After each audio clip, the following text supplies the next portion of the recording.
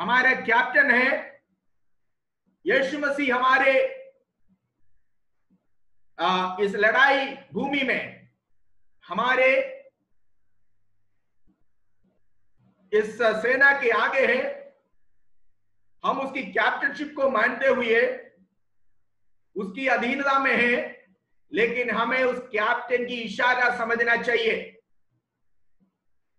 प्रभु की सेवकाई में उतरे हुए पासवान लोग ऑलवेज रेडी रहना। एक सिपाही हमेशा तैयार रहता टू फाइट,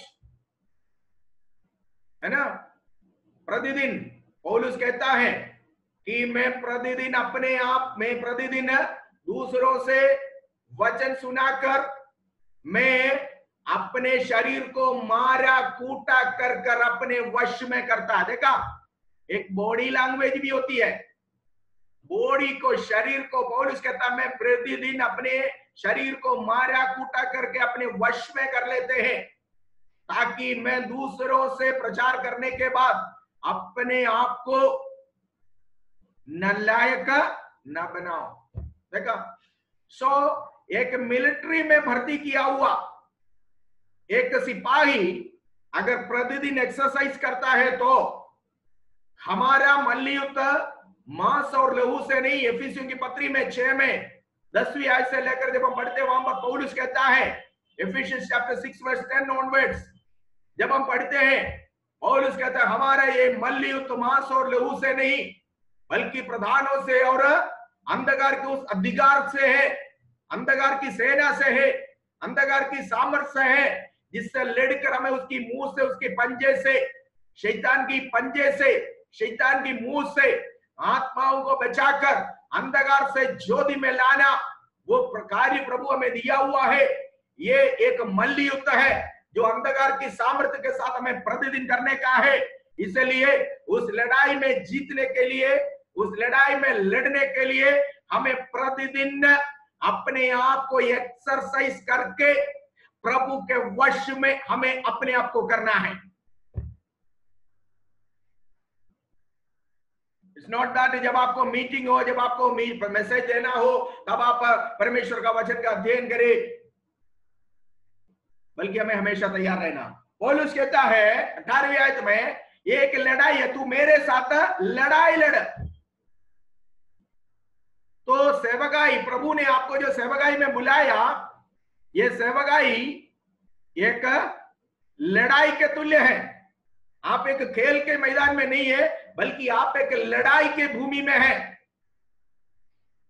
इस लड़ाई की भूमि में जब आप खड़े हैं, आपको इस लड़ाई का जो कैप्टन है, जो कप्तान है, जो प्रभु यीशु मसीह है, जो हमारा विश्वास की कर्ता और जो हमारा जीवन का करता है, और वो प्रभु जो हमारा उद्धार का करता है, उसके इशारे पर आपको चलना है, उसके इशारे के अनुसार आपको चलना है।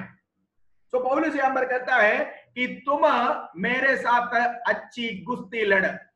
यही पौलुस अपनी आखिरी पत्री में इस प्रकार कहकर समाप्त हो जाता है। इसकी मृत्यु से पहले कहता है, मैंने अच्छी कुश्ती लड़ा, मैं अपने दौड़ को पूरा किया। यहाँ पर पौलुस तीमुथियुस को वो अपने साथ लड़ाई लड़ने के लिए, कुश्ती लड़ने के लिए, आपस में कुश्ती लड़ने के लिए नहीं बुला रहे। आज ये कुश्ती तो हमारे बीच में है, पादरी लोग आपस में लड़ते हैं, वो लड़ाई के लिए नहीं पुकार रहे। तीमुथियुस, सीनियर पास्टर अपने जूनियर पास्टर को उनसे शारीरिक लड़ाई करने के लिए नहीं पुकार रहे हैं, बल्कि कह रहा है यीशु मसीह की आर्मी में, यीशु मसीह की सेना में मुझे और आपको भर्ती किया। मैं पहले भर्ती किया गया, तो बाद में भर्ती किया गया, लेकिन सीनियरिटी तो है, पर हम दोनों की ड्यूटी एक है, दोनों की जिम्मेदारी एक है। हम दोनों इस लड़ाई में सहभागी है, सहकर्मी है। इसलिए वो कहता है कि ईमानदारी के साथ, वफादारी के साथ, विश्वास योग्यता के साथ मेरे साथ इस लड़ाई को लड़। आपस में लड़ने के लिए नहीं। आज ये लड़ाई बहुत होते हैं। और फिर पौलुस कहता है, 19वीं आयत को पढ़िए। फिर पौलुस कहता है 19 रीड इट। और विश्वास और उस अच्छे विवेक को थामे रहे जिसे दूर करने के कारण कितनों का विश्वास रूपी जहाज डूब देखिए गया। इसमें इस लड़ाई में दो बातें, ये लड़ाई अगर सही तरीके से करना है तो दो बातें यहां पर कहा गया है। नंबर 1 विश्वास और अच्छा विवेक। ये पत्री लिखने का कारण भी यही था। उसकी 5वीं आयत अगर आप पढ़े, एक बार 5वीं आयत भी पढ़े, उधर भी कई बातें लिखने के बाद ये दो शब्द वहां पर आया हुआ है, 5वीं आयत में भी आया हुआ है। आज्ञा का सारांश यह है कि शुद्ध मन और आज्ञा, तुझे मैं आज्ञा देने का सारांश यही है। क्या है? शुद्ध मन और अच्छे विवेक। देखिए बस बस बस ये आज्ञा पौलुस जो प्रेरित जो तीमुथियुस को दे रहे हैं ना, इस आज्ञा का एकमात्र कारण यही है। क्या है? शुद्ध मन और अच्छे विवेक। ये मन और विवेक, ये दोनों के बारे में अगर सेपरेटली क्लास लिया जाए तो घंटों तक सिखाने की बातें हैं, पर आज हमारे पास इतना समय नहीं होने के कारण मैं आगे बढ़ना चाहूंगा। यहां पर 19वां आयत में भी पौलुस वही बात को रिपीट करते कहता है, शुद्ध विवेक को खो बैठने के कारण, शुद्ध मन को, शुद्ध विवेक को खो बैठने के कारण क्या हो गया है कि विश्वास की जहाज डूब गया, कहीं होगा। सो अगर हम एक शुद्ध विवेक के मालिक नहीं है, अगर हमारे अच्छा मन और शुद्ध विवेक नहीं है, तो हम इस विश्वास की जीवन में भी नहीं आगे बढ़ पाएंगे, ना कि हम इस लड़ाई में अच्छी तरह हम लड़ नहीं सकेगा। ठीक है? सो बहुत सारे लोग हैं जो जिन्होंने अपने विवेक को खो दिया। शुद्ध विवेक प्रभु की सेवक के लिए खास तौर पर 5वीं आयत को फिर से पढ़िए, वर्स 5। आज्ञा का सारांश यह है कि शुद्ध मन और अच्छे विवेक। शुद्ध मन और अच्छे विवेक। देखा, हमारा विवेक अच्छा होना चाहिए। परमेश्वर और मनुष्य के बीच में, परमेश्वर से और मनुष्य से हमारा एक अच्छा विवेक होना चाहिए। हमारा अंतःकरण, conscience, an innocent conscience, clear conscience, हमारा एक शुद्ध विवेक होना चाहिए। ठीक है? सो ये शुद्ध विवेक होने से क्या होगा? अगर शुद्ध विवेक आपने खो बैठा, आपके पास एक शुद्ध विवेक नहीं, व्हाट विल हैपन? क्या हो सकता है? ह्यूमेनियोस और अलेक्जेंडर, दो व्यक्तियों के नाम वहां पर पौलुस ले रहा है। पौलुस कह रहा है उन्होंने अपना विश्वास की जहाज को तोड़ दिया। पढ़िए 19 वर्स 19। और विश्वास और उस अच्छे विवेक को थामे रहे जिसे दूर करने के कारण कितनों का विश्वास रूपी जहाज डूब गया। विश्वास रूपी जहाज डूब गया। देखिए, विश्वासियों के लिए, पास्टरों के लिए, दोनों के लिए लागू है। अगर आप शुद्ध विवेक नहीं रखते, then there is chance आपके विश्वास रूपी जहाज टूटने का पूरा संभावना है। सो हमें एक शुद्ध विवेक की जरूरत है। 5वीं आयत में बोल सकता है आज्ञा का सारांश शुद्ध विवेक, शुद्ध मन और शुद्ध मन। दाऊद राजा ने प्रभु से प्रार्थना किया, 53 में वर्स 10 में दाऊद राजा ने इस प्रकार प्रार्थना किया, हे परमेश्वर, मेरे अंदर एक शुद्ध मन उत्पन्न कर। Lord create in me a clean heart. इसका मतलब क्या है? मेरा हार्ट को निकाल कर दूसरा हार्ट दो, यही है? नो। परमेश्वर का वचन में लिखा हुआ मन और मेडिकल साइंस का हार्ट, ये दोनों दो चीजें हैं। यहां पर जो शुद्ध मन उत्पन्न करने का मतलब है मेरे विचारधारा उसको बदलो। मेरे हृदय के विचार कलंकित हो गए, क्योंकि हर बात का हर भले बुरे बातों का विचार जो होती है वो हृदय में उत्पन्न होते हैं। उसके बारे में बहुत सारी बातें कहने के लिए, लेकिन मैं समय के कमी से वहां पर नहीं कहना चाहूंगा। मनुष्य का, यिर्मयाह नबी के पुस्तक में इस प्रकार लिखा हुआ, मनुष्य का हृदय तो सबसे बुरा है। मनुष्य का सारे अंगों में सबसे बुरा अंग उसका अंदरूनी अंग हृदय होता है, क्योंकि वहां से सारे बुरी बुरी चीजें उत्पन्न होती है, सोच विचार। सो एक प्रभु के दास होने के नाते, प्रभु की सेवा करने वाले, प्रभु के लड़ाई भूमि में लड़ने वाले एक योद्धा, एक आर्मी, एक जवान, उसका सबसे बड़ा क्वालिटी होना चाहिए कि उसके अंदर एक शुद्ध मन होना चाहिए। अगर शुद्ध मन नहीं है तो एक विश्वासी होने के बावजूद भी, एक विश्वासी होकर हमारा विश्वास की जहाज टूट सकता है। हृदय शुद्ध होना चाहिए, शुद्ध मन। और आगे लिखा हुआ है 19 वर्ष में लिख पढ़िए, वर्ष 20, जिसे दूर करने के और विश्वास और उस अच्छे विवेक को थामे रहे, जिसे दूर करने के कारण का विश्वास रूपी जहाज डूब गया। उन्हीं में से और सिकंदर हैं, जिन्हें मैंने शैतान को सौंप दिया है। देखो, दो व्यक्तियों के नाम पौलुस यहाँ पर ले रहा है, हुमिनयोस और सिकंदर। ये दोनों के नाम वहां पर ले रखा है। ये ऐसा हो गया, इस कारण क्या किया? पौलुस कहता है मैंने उसको शैतान को सौंप दिया।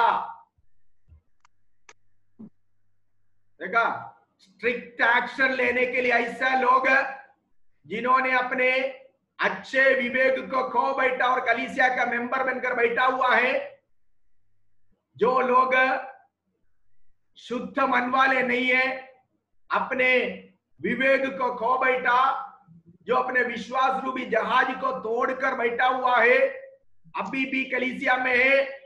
पौलुस कहता है उनको निकाल दो झुंड से, नहीं है तो क्या होगा कि इनकी प्रभाव से बाकी लोग भी इनकी झूठा शिक्षा में आ गए। एक व्यक्ति जब शुद्ध विवेक को बैठता, वो प्रभु के विरुद्ध बोलने लगता, परमेश्वर के वचन के ऊपर डाउट करने लगता, परमेश्वर के वचन को फिर टेढ़ा मेढ़ा सिखाना शुरू कर देता, परमेश्वर के वचन को फिर जो है गलत तरीके से समझाने लगते हैं और गलत शिक्षा में पड़ जाता। तो पौलुस कहता है ऐसे लोगों के ऊपर कोई किसी प्रकार का नरम नहीं दिखाना है। Do not be soft on those people, बल्कि कड़ी कदम उठाना, उनको निकाल दो। ह्यूमेनेओस, शैतान को सौंपने का मतलब है, कलीसिया तो शैतान की झुंड नहीं है। शैतान को सौंपने का मतलब है भाई प्रभु की झुंड से उसको निकाल दिया। कलीसिया प्रभु की झुंड है, कलीसिया प्रभु की भेड़ है। भेड़ के बीच में भेड़ियों के रूप में, भेड़ के रूप में आया हुआ भेड़ियों को प्रभु की भेड़ों से निर्दय अलग करना। ऐसे शिक्षक, ऐसा पासवान, ऐसा व्यक्ति जो इस तरह अपने शुद्ध विवेक को खोकर, जिसने अपने विश्वास रूपी जहाज को तोड़ डाला, वो उस जहाज में तो वो तो खुद तो डूब गया, बाकियों को भी डुबा देगा। एक कहावत होती है, एक मरी हुई मछली सारे तालाब का पानी को गंदा करेगा। इसलिए ऐसा व्यक्ति और ऐसा पादरी जो भी है, पौलुस कहता है kick them out of the group, झुंड से बाहर निकालो उसको, शैतान को सौंपो।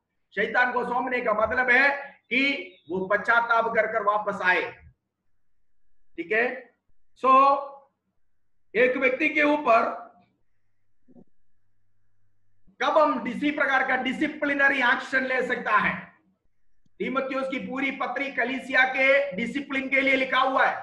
इसमें भाई लोग कैसा होना चाहिए, बहन लोग कैसा होना चाहिए, सेवकगण कैसा होना चाहिए, उनकी परिवार कैसा होना चाहिए, उनकी पारिवारिक जीवन कैसा होना चाहिए, बाहर के दुनिया के साथ उसका संबंध कैसा होना चाहिए, सारे चीजें बड़ी स्पष्ट रूप से लिखा हुआ है।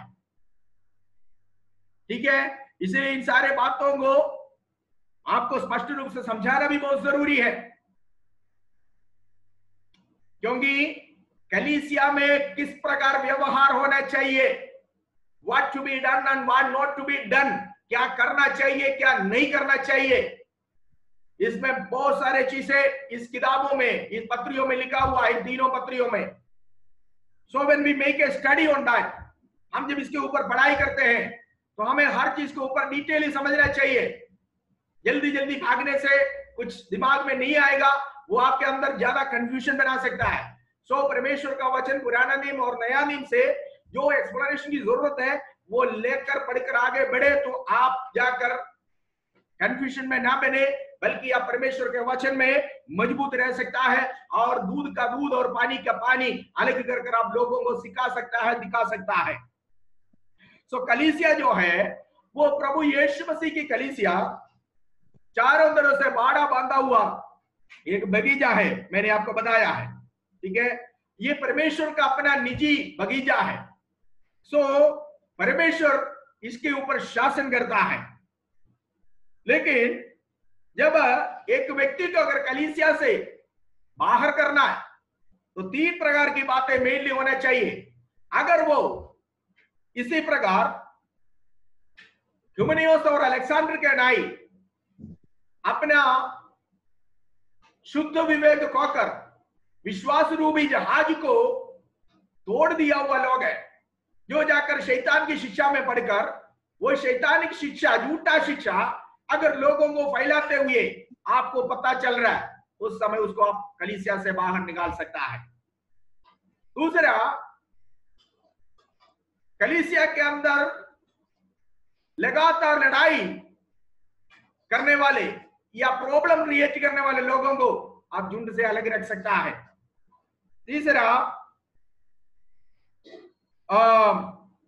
निजी जीवन में, खास तौर पर नैतिक जीवन में, निजी जीवनों में अगर परमेश्वर के वचन के अनुसार, परमेश्वर की व्यवस्था के अनुसार वो भाई या बहन नहीं चलता, उसकी नैतिक जीवन परमेश्वर के वचन से मेल नहीं खाता, इमोरल लाइफ बिताने वाले एक विश्वासी हो या पादरी हो, you can take action on him परमेश्वर के वचन के अनुसार। कुछ पदे में आपकी जानकारी के लिए बोलूंगा। पहला कोरिन्थियों की पत्री 5:5 एक बार पढ़े। 1 Corinthians chapter 5 verse 5। 1 Corinthians 5:5। शरीर के विनाश के लिए शैतान को सौंपा जाए ताकि उसकी आत्मा प्रभु यीशु के दिन में उद्धार पाए। इसके ऊपर की घटना पढ़ना है।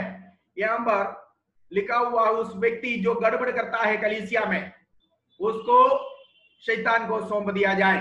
पहला तीमुथी 1:19 हमने अभी पढ़ा है। और तीतुस की पत्री पढ़िए। तीतुस उसका 3रा अध्याय का 10 और 11 पढ़िए। किसी पाखंडी को 1-2 बार समझा बुझाकर उसे अलग रहे, यह जानकर कि ऐसा मनुष्य भटक गया है और अपने आप को दोषी ठहराकर पाप करता रहता है। Yes, Titus 3:10 says that, यहाँ पौलुस जो शब्द इस्तेमाल कर रहा है पाखंडी है, गड़बड़ी करने वाले, those who bring division in the church, ठीक है, कलीसिया के अंदर गड़बड़ी लाने वाला, डिविजन लाने वाला व्यक्तियों को 1-2 बार उसको समझा दो, नहीं समझता था, you take strict action on him. आप लोग मुझे सुनने वाला ज्यादातर पास्टर्स है, ये पास्टरों के लिए लिखा हुआ एपिसोड है, पत्रियां है चरवाहों के लिए। कलीसिया के ऊपर जब आप एक्शन लोगे, किसी व्यक्ति को आपको कलीसिया से निकालने के लिए दशवांश नहीं दे रहे, इस कारण किसी को आप कलीसिया में आने में मना नहीं कर सकता। दशवांश लेना उनका और प्रभु के बीच की हिसाब है, वो प्रभु निपट लेगा। आप किसी के दशवांश के लिए नहीं निकले, आपको प्रभु ने सेवा के लिए ठहराया। स्वर्गीय गवर्नमेंट की सिपाही हो आप प्रभु की सिपाही है, प्रभु की आर्मी में है। आपको सैलरी देना, तनख्वाह देना, जिस गवर्नमेंट ने आपको नियुक्त किया है उसका काम है। Praise God. इसलिए कोई व्यक्ति कलीसिया में कोई आर्थिक धन नहीं देता, इस कारण उसको कलीसिया से नहीं निकालना।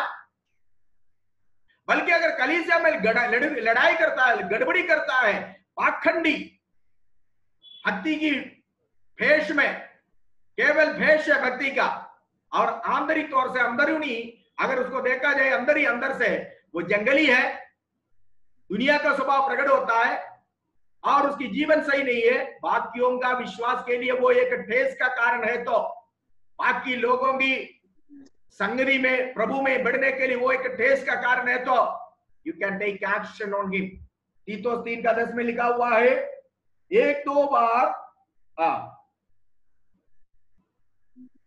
पढ़िए। एक दो बार समझा बुझाकर उससे अलग रहे, ये जानकर कि ऐसा मनुष्य भटक गया है और अपने आप को दोषी ठहराकर पाप करता है। अपने आप को दोष, ये मनुष्य भटक गया है, वो खुद भी जानता है, और वो दूसरों को दोषी,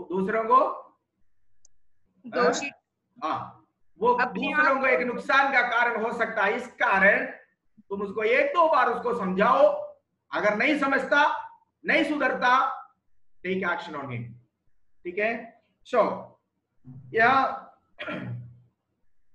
अच्छे विवेक वाला एक मनुष्य जो है वो हमेशा ये सोचता है कि परमेश्वर मुझे देखता है।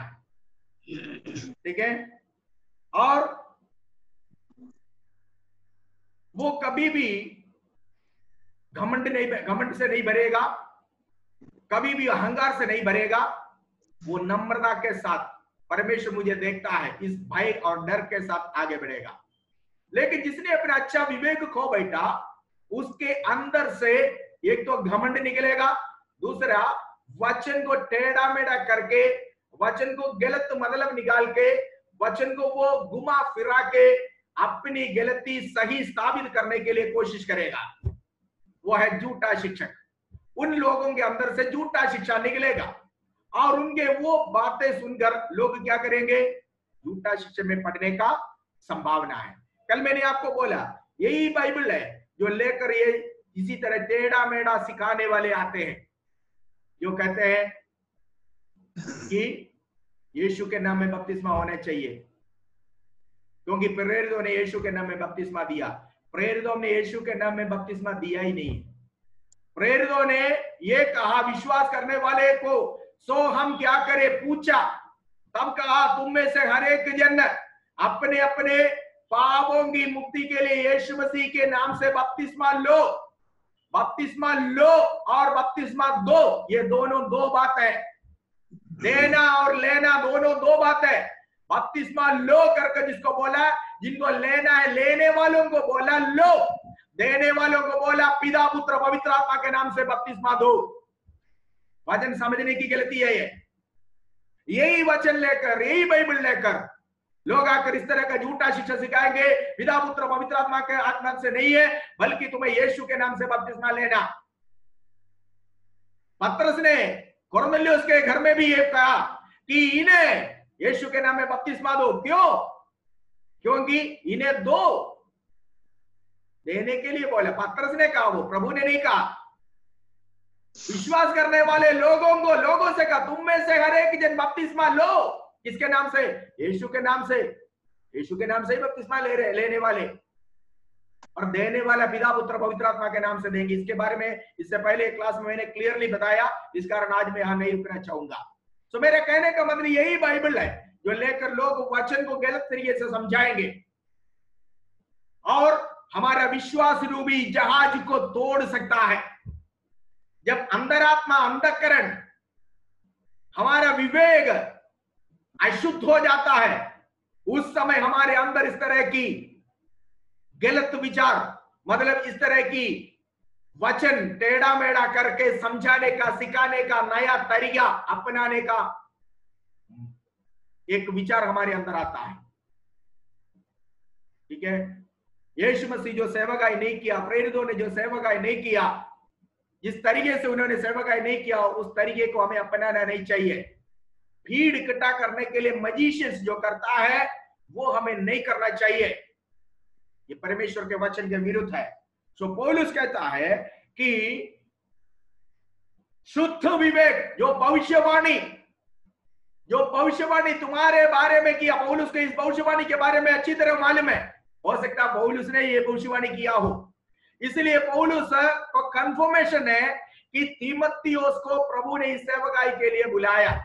और उस तीमुथियुस को पौलुस कहता है कि कलीसिया के अंदर डिसिप्लिनरी एक्शन, अनुशासन की बातें बड़ी स्पष्ट रूप से तुम्हें लागू करना है।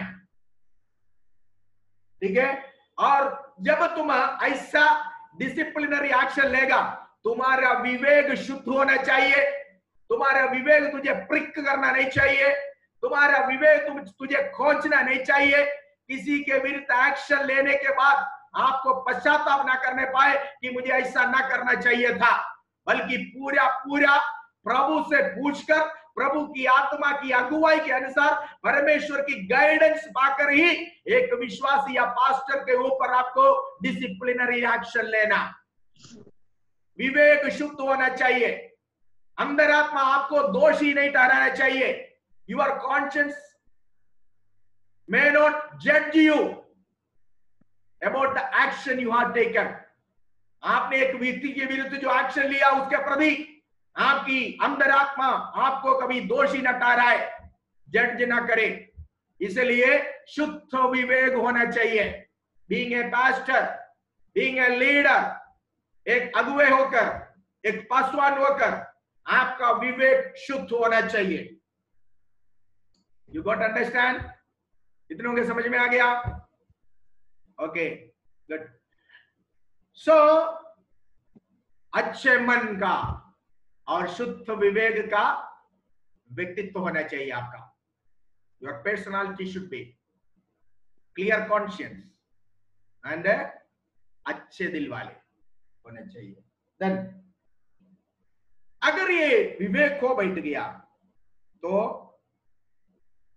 वो अपना खुद का विश्वास रूपी जहाज तोड़ दिया, दूसरों को भी उसमें डुबा सकता है।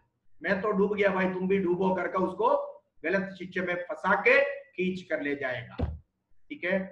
और देखिए, कहने का इसका मतलब यह है, कल मैंने आपको एक शब्द इस्तेमाल किया था, बोला था खरा उपदेश। याद है आपको? खरा उपदेश, प्योर डॉक्ट्रिन, पथ्योपदेश। कहने का बोल उसका मतलब यह है, उपदेश की खराई और जीवन की खराई दोनों को इंपॉर्टेंस देना है। उपदेश में भी खरा होना चाहिए, जीवन में भी खरा होना चाहिए। उपदेश भी पवित्र होना चाहिए, जीवन भी पवित्र होना चाहिए। सो उपदेश की पवित्रताई और जीवन की पवित्रताई, ये दोनों होना चाहिए एक विश्वासी और पासवान के जीवन में। ठीक है? सो इसलिए प्रभु की ओर आत्माओं को बढ़ाना काफी नहीं है, बल्कि आपके द्वारा प्रभु की ओर आया हुआ विश्वासियों को गलत शिक्षा में पढ़ने से, गलत शिक्षकों से पढ़ने से या गलत टीचरों के हाथों से बचाकर उन्हें खरा उपदेश में, उन्हें सच्चा उपदेश में, उन्हें सच्चा वचन में स्थिर रखना आपका काम है। ये एक लड़ाई के तुल्य है। इसलिए पौलुस कहता है कि तुम भी मेरे साथ इस सेवकाई में अच्छी लड़ाई लड़। देखा?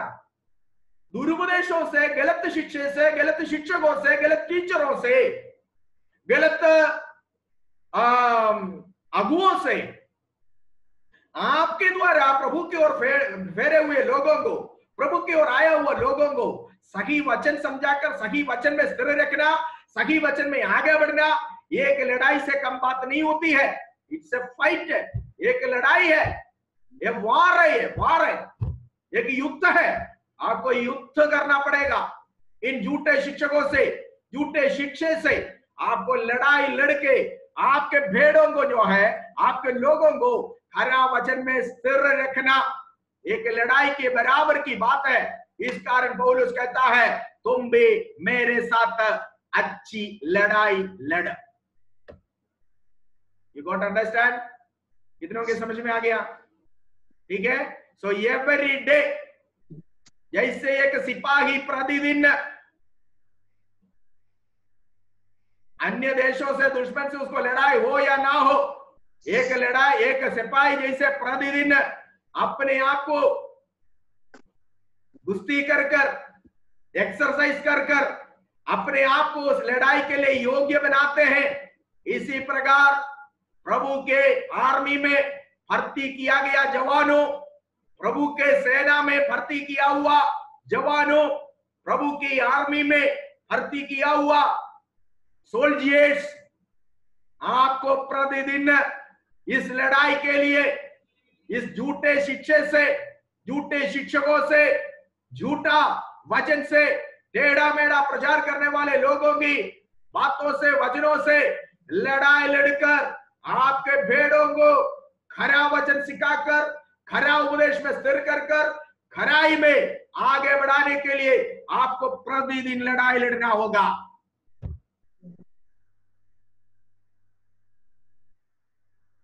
ओके, इसीलिए इसको लड़ाई, अच्छी लड़ाई पौलुस इस्तेमाल करता है। तीमुथियुस की पत्री में, दूसरा तीमुथियुस की पत्री में भी पौलुस इस शब्द को इस्तेमाल करता है। लास्ट टाइम में अपने जो है अपने अंत के समय में पौलुस कहता है कि मैंने अच्छी लड़ाई लड़ चुका हूं, है ना, पौलुस कहता है। इसलिए पढ़िए 4 का, दूसरा तीमुथी 4 का 7 पढ़िए। मैं अच्छी कुश्ती लड़ चुका हूँ। देखिए पौलुस कहता है मैं अच्छी कुश्ती लड़ चुका हूं। I have fought a good fight. मैंने एक अच्छी कुश्ती लड़ चुका हूं। किससे? बरनबास से नहीं, तीमुथियुस से नहीं, बल्कि किससे लड़ाई लड़ चुका है? उस अंधकार की ताकत से, अन्य आराधना की ताकत से, जो लोगों को अपने अंधकार की जंजीर से बांधकर अपने कब्जे में रखा हुआ, उस अंधकार की सामर्थ्य से आत्माओं को बचाने के लिए पौलुस ने एक अच्छी कुश्ती लड़ा। प्रभु की राज्य या प्रभु का गवर्नमेंट में, प्रभु के सेना में भर्ती किया हुआ लोगों की लड़ाई मांस और लहू से नहीं है, बल्कि अंधकार की ताकत से। मैंने आपको बताया पौलुस अपनी आखिरी टाइम में कहता है मैं अच्छी कुश्ती लड़ चुका हूं। और फिर पौलुस कहता है मैंने अपनी दौड़ पूरी कर ली। अपनी दौड़, मेरा दौड़ पूरा हो गया, मतलब मेरी सेवकाई को मैं पूरा किया हूं। देखिए पौलुस को अच्छी तरह मालूम है, कंफर्मेशन हो गया कि उसकी सेवकाई समाप्त हो गया। जैसे प्रभु चाहा वैसे उसने पूरा किया। इसी प्रकार अपनी सेवकाई को पूरा किया एकमात्र एक व्यक्ति है जिसने कहा पूरा हुआ, वो हमारा प्रभु यीशु मसीह है, जो क्रूस पर उसने कहा पिता सब कुछ पूरा हो गया। जो तूने मेरे पास दिया हुआ उद्धार की कार्य को मैंने पूरा किया। अपने प्राण देते हुए यीशु ने क्रूस पर एक कहा, आपने मुझे मानव जाति के खातिर दाम चुकाने के लिए दे दिया, भेज दिया। मैंने अपने जीवन देकर उस उद्धार का कार्य जिसको पिता ने मेरे हाथ में सौंपा, प्रभु जी मैं उस उद्धार का कार्य को पूरा कर दिया हूं, पूरा हो गया। पौलुस सेवकाई अभी मरा नहीं है, मरने से पहले पौलुस कहता है मैं अपनी दौड़ को पूरा किया हूं, मैं अपनी सेवकाई को पूरा किया हूं। ठीक है, आजकल निकलने वाले ये फैशन प्रचारक नहीं हो, हमारे आदर्श पुरुष प्रभु यीशु मसीह और प्रेरित पौलुस हो।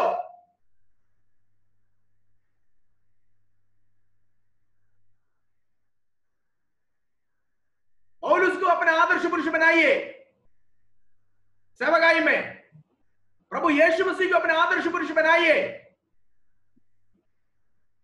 आज के टेलीविजन प्रचारकों को आज जो है मतलब प्रभु पौलुस और प्रेरित लोग और प्रभु ने जो सेवकाई नहीं किया उससे हटकर अपने तरीके से लोगों को जुटाने के लिए, भीड़ जुटाने के लिए कोशिश करने वाला, प्रकट होने वाला उन पादरियों को अपना एग्जाम्पल मत बनाइए। Make Jesus as the example.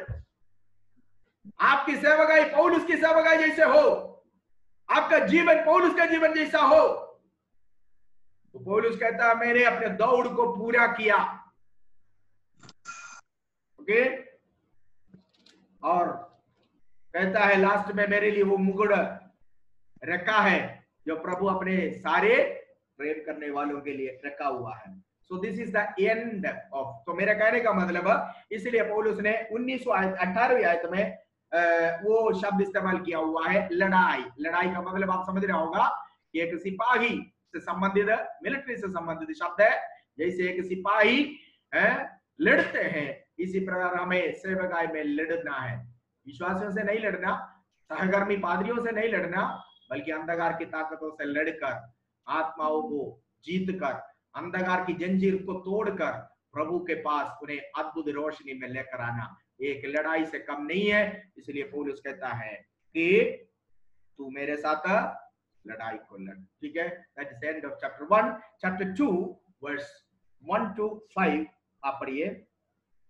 अब मैं सबसे पहले यह आग्रह करता हूँ कि विनती और प्रार्थना और निवेदन और धन्यवाद सब मनुष्यों के लिए किए जाएं, राजाओं और सब ऊंचे पद वालों के निमित्त, इसलिए कि हम विश्राम और चैन के साथ सारी भक्ति और गंभीरता से जीवन बिताएं। यह हमारे उद्धारकर्ता परमेश्वर को अच्छा लगता और भाता भी है। बस आगे रुकिए, हम आगे रुके चलेंगे। देखिए, अब आप ध्यान से सुनना, बुरा मत मानना कुछ बातें मैं आपको कहने से, ठीक है। कई जगहों में कई चीजें देखने के बाद मैं कुछ कहता, अपने एक्सपीरियंस से कहता। यहाँ पर खास तौर पर पास्टरों के लिए दिया हुआ निर्देश है, एक कलीसिया का संचालन, एक कलीसिया में कैसे मीटिंग्स, कैसे कलीसिया का तो बातें आपको पता है, आत्मिक बातें ही है, संगति कैसे शुरू होना चाहिए, यहां पर लिखा हुआ है। कई लोगों को यह स्ट्रक्चर नहीं मालूम है, कई लोगों को यह व्यवस्था नहीं मालूम है। 4 लोग आया तुरंत गाना शुरू कर दिया, ऐसा नहीं है। कोई भी मीटिंग आप शुरू करें, सबसे पहले वो उस मीटिंग को प्रार्थना के साथ शुरू करना है, और वो प्रार्थना परमेश्वर का दास जो उस कलीसिया का पासवान है वही करना चाहिए। कई लोगों को ये नहीं मालूम है। कोई कलीसिया में देखा बहनें प्रार्थना करके शुरू कर देता, पादरी बैठा हुआ है, वो पहले आई इसलिए वो प्रार्थना कर लिया, गाना शुरू कर दिया। यहां एक स्ट्रक्चर लिखा हुआ है। इस स्ट्रक्चर को आप देखिए। एक घर बनाने से पहले उसका एक माप होता है, एक स्केच बनाता है कि नहीं बनाता? बोलिए, बनाता है कि नहीं बनाता? yes.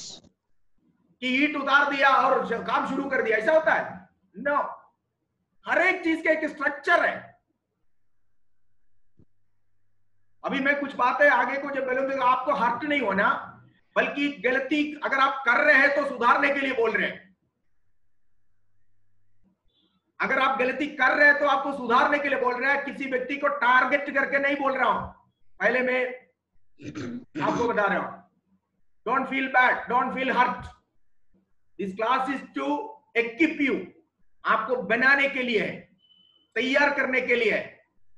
गलतियां जो करके आए हैं उनको सुधारने के लिए। So don't feel hurt, don't feel bad, okay. यहां पौलुस देखिए सबसे पहले प्रार्थना से शुरू होता है। पौलुस कहते हैं प्रार्थना करो। कलीसिया है, आप सोच रहे हैं कि कलीसिया के प्रोग्राम, हर एक प्रोग्राम कैसे होना उसके बारे में जो ये कह रहे हैं। हर मीटिंग प्रार्थना के साथ, वो भी कलीसिया का मुखिया। अगर स्टेट प्रेसिडेंट, आपके डिस्ट्रिक्ट के प्रेसिडेंट उस दिन आपके चर्च में बैठा है तो भी मीटिंग प्रार्थना करके शुरू करने का जिम्मेदारी उस कलीसिया का पासवान का है। समझ में आ गया? पास्टर्स,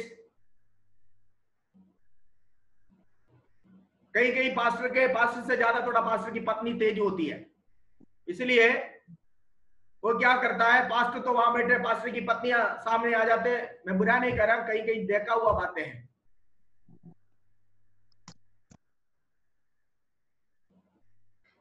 नहीं करने का ऐसा, ठीक है। गीत गाने में अच्छे होंगे, सब कुछ अच्छे होंगे, वो उसको वो सेवकाई तो दे दो, पर कलीसिया का कंट्रोलिंग पास्टर के हाथ में होना चाहिए। कलीसिया कंट्रोल करने वाला पास्टर होना चाहिए। कैप्टन, आप समझ रहे ना, कलीसिया का कैप्टन आप है। कैप्टन आगे है, पीछे नहीं है। कैप्टन जो कहेगा वही पीछे लाइन में जितने भी उसके साथ है वो करेगा। सारे आंख एक कैप्टन की ओर है, हर आंग परमेश्वर के दास की ओर है। सो परमेश्वर का दास सबसे आगे, आदर्शमय जीवन बिताने वाले, आदर्शमय पारिवारिक जीवन बिताने वाले, आदर्शमय गवाही पाए हुए व्यक्ति, सब प्रकार से पास्टर कलीसिया के लिए एग्जाम्पल होने चाहिए। ओके, देन मीटिंग की बात यहां आया। यहां पौलुस कहता है प्रार्थना करो। प्रार्थना से शुरुआत। कोई भी प्रार्थना करके कोई मीटिंग नहीं शुरू करना। तीमुथियुस को बोल रहे हैं प्रार्थना करो। पास्टर के एफेसस की कलीसिया में मैंने कैसे सेवा करके आया, बाकी कंटिन्यूएशन पौलुस तीमुथियुस को दे रहा है। तीमुथियुस को बोल रहा है तुम जब तू कैसा करना, कैसे, जैसे मैं कर आया इसी तरह करना। 3.5 साल एफेसस की कलीसिया में पौलुस पास्टर थे। तीमुथियुस को उस कलीसिया सौंपने से पहले कह रहा मीटिंग शुरू करके प्रार्थना के साथ शुरू करना। कई लोगों को ये नहीं मालूम है, बुरा मत मानना, ये नहीं मालूम है कि प्रार्थना करके मीटिंग आरंभ करने के लिए कौन सा गाना गाना, नहीं मालूम है। कोई भी एक गाना गा लेता है।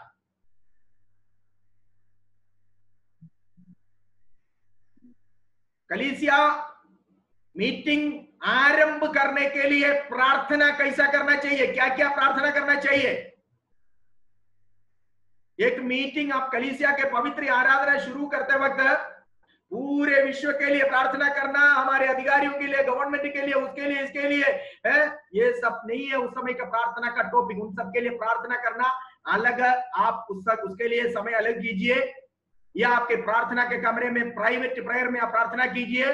लेकिन पवित्र आराधना शुरू करने के वक्त परमेश्वर आपका धन्यवाद हो, आपने हमें पूरा हफ्ता संभाला, लोगों को सही सलामत आपके भवन में लेकर आया।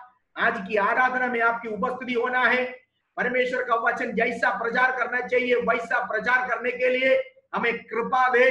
बीमार होकर अगर कोई हमारे बीच में आया है तो वो चंगे होकर जाना है। टूटा हुआ मन के साथ अगर कोई आया है तो उसके मन में तसल्ली, शांति मिलना चाहिए, और प्रभु वो चंगे होकर आराम पाकर शांति पाकर यहां से जाना चाहिए। आज हमारे बीच में नए नए गवाहियों को खड़ा करना है। आराधना में आपकी महिमा प्रकट करना है। आपके वचन की सामर्थ्य आज हमारे बीच में प्रकट करना है।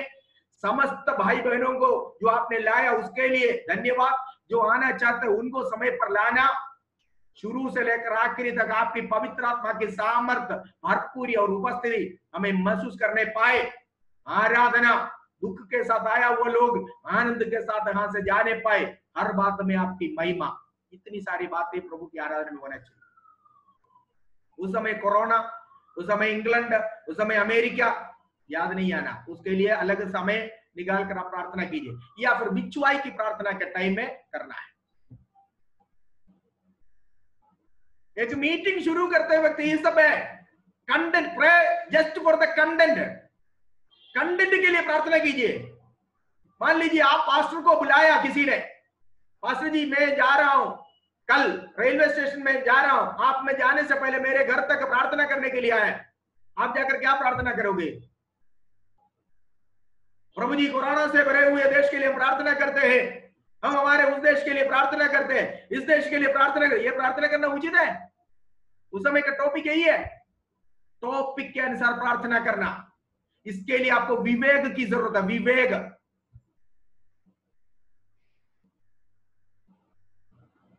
ज्ञान से नहीं, विवेक होना चाहिए। पवित्र आत्मा हमें विवेक दे। खाना लेकर रखा हुआ है सामने, फूड के लिए प्रार्थना करने के बोला, 1 घंटे की प्रार्थना, 1 घंटे की प्रार्थना में दुनिया भर की मक्की खाना के ऊपर आकर बैठ गया, वो अपना काम करके चला गया।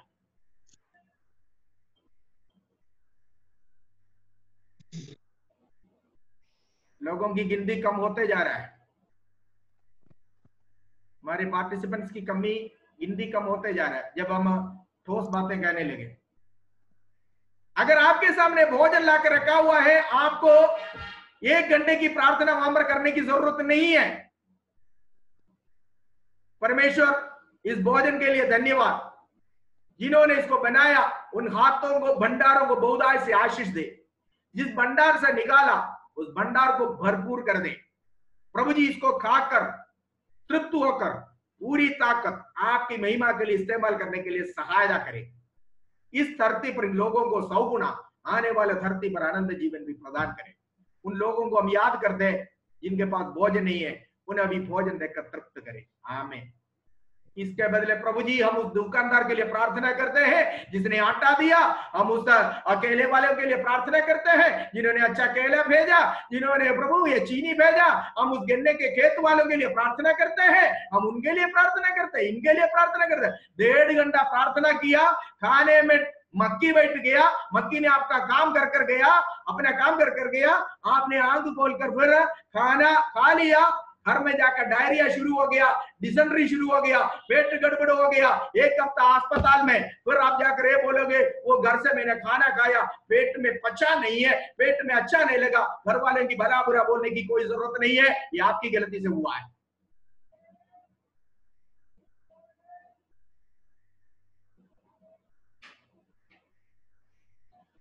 कलीसिया का एक प्रोग्राम के एक स्ट्रक्चर वहां पर दिया हुआ है 2 चैप्टर में। Every meeting should be started with the prayer of the pastor. कलीसिया के मुखिया पास्टर प्रार्थना करके, वो कॉटेज मीटिंग हो, लेडीज मीटिंग में अगर आप मौजूद है तो लेडीज मीटिंग हो, कलीसिया के मीटिंग हो, कोई भी मीटिंग पासवान प्रार्थना करके शुरू करना है। उसके बाद आप आराधना लीड करने के लिए किसी को दे सकता है। ठीक है, पहला प्रार्थना, आखिरी प्रार्थना और आशीर्वाद आपका जिम्मेदारी है। यहां पर पौलुस कहता है कि प्रार्थना किसके लिए करना है? प्रार्थना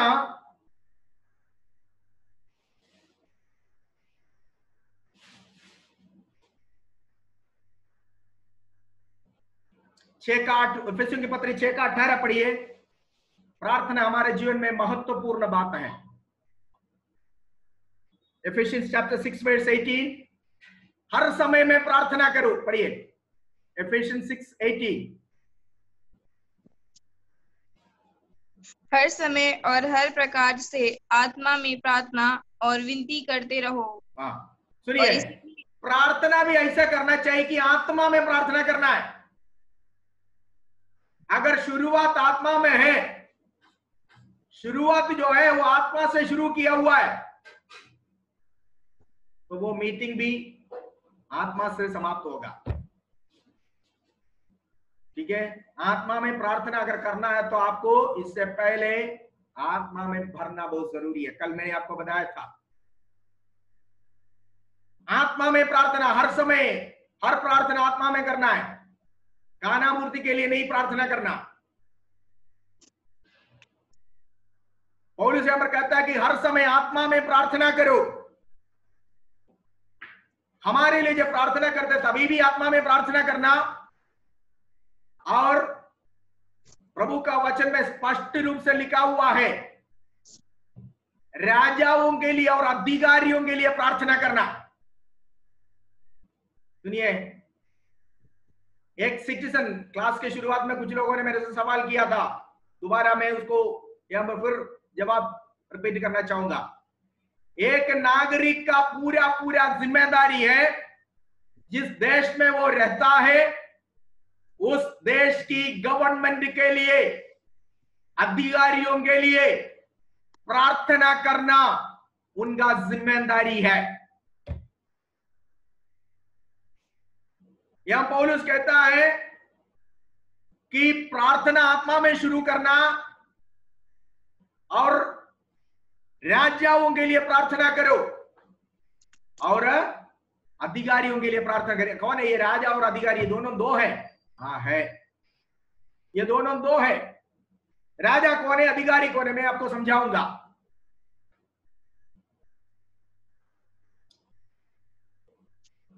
आपको मालूम है कि ज्यादातर राजा लोग जो है, जब प्रभु यीशु मसीह और उनके यीशु के चेले लोगों ने जब सेवकाई शुरू किया, उस समय दुनिया में शासन करने वाले राजा लोग मसीह लोग नहीं थे, वो अन्य जाति के थे।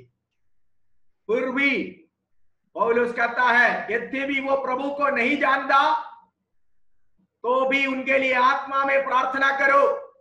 कारण क्या है? ताकि वो विवेक के साथ, शुद्ध विवेक के साथ, शुद्ध मन के साथ वो शासन करे, ताकि उनके प्रजा को, खास तौर पर मसीह लोगों को, प्रभु को प्रेम करने वाले लोगों को किसी प्रकार का उपद्रव, किसी प्रकार की क्लेश अधिकारियों की तरफ से ना हो, इसलिए उनके लिए प्रार्थना करो। आज भी वही है, हमें प्रार्थना करना है। सो एक अन्य जाति अधिकारी होने के बावजूद भी पौलुस कहता है कलीसिया का फर्ज है उनके लिए प्रार्थना करना। आपके ऊपर जो अधिकारी है उसको प्रभु ने ठहराया, उस अधिकारी के लिए प्रार्थना करना आपका फर्ज है, आपका जिम्मेदारी है।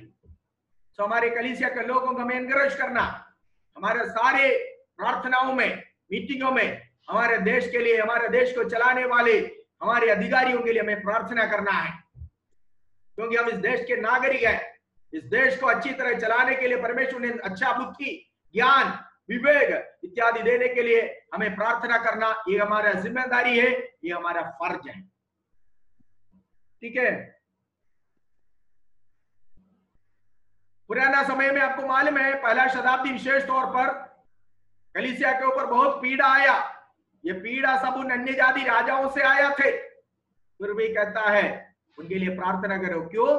क्योंकि यीशु ने चेलों को कहा मत्ती में कि जो तुम्हें तंग करता है उनको, उनके लिए प्रार्थना करो। ये प्रभु की शिक्षा है। अगर कोई तुम्हारे गाल पर मारे, एक गाल पर मारे, दूसरे भी उसके ओर फेरो, प्रभु की आज्ञा है। इसलिए तुम्हें उपद्रव करने वाले हैं तो भी, अगर वो अधिकारी है, अगर वो अधिकार पद में है, अगर वो तुम्हारे देश का अधिकारी है या जो है सम्राट है, जो भी है, प्रार्थना करो। क्योंकि प्रभु यीशु का शिक्षा था। मत्ती 5वें अध्याय में पहाड़ी उपदेशों में प्रभु ने कहा था कि जो तुझे उपद्रव करता है उनके लिए प्रार्थना करो। देन